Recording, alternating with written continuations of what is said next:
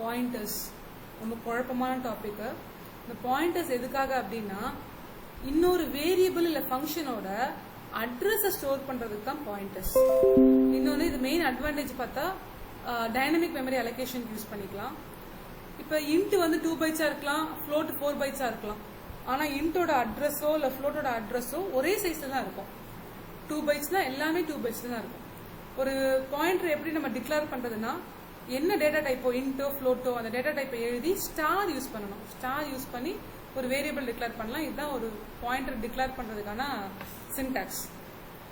நிறைய types of pointers இருக்கு. Void pointer அப்படின்னா வாய்டு ஸ்டார் பிடிஆர், இதுக்கு பேர் ஜெனரிக் பாயிண்டர். இதுல எந்த டேட்டா டைப்புமே இருக்காது.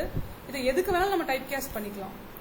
வைல்டு பாயிண்டர் அப்படின்னா அதுல ஒரு அட்ரஸ் இருக்கும், அட்ரஸே இல்லாம டிக்ளேர் பண்ணி வச்சிருக்கோம் இல்லையா, இன்ட் ஸ்டார் பிடிஆர் அப்படின்னா அதுல எந்த அட்ரஸும் இருக்காது, ஆனா வேரியபிள் டிக்ளேர் பண்ணிருக்கோம். அதுக்கு பேரு wild pointer. That is uninitialized, initial value கொடுக்காம இருக்கும்.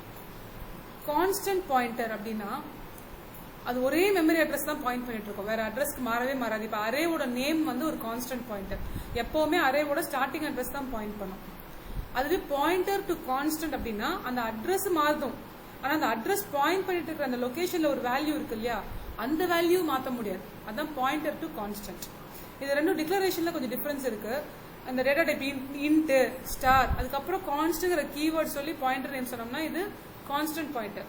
அதுவே கான்ஸ்ட் அப்புறம் இன்ட் ஸ்டார் பாயிண்டர், அதாவது கான்ஸ்ட் இன்ட் அப்படின்னு சொன்னா அந்த இன்டீஜர் அந்த டேட்டா வந்து கான்ஸ்டன்ட் அப்படின்னு அர்த்தம். டேங்லிங் பாயிண்டர்ங்கிறது ஏற்கனவே ஒரு மெமரி பாயிண்ட் பண்ணிட்டு இருக்குது, ஆனா அந்த மெமரி நம்ம ஃப்ரீ பண்ணி விட்டுட்டோம், மெமரியை டீஅலோகேட் பண்ணிட்டோம்.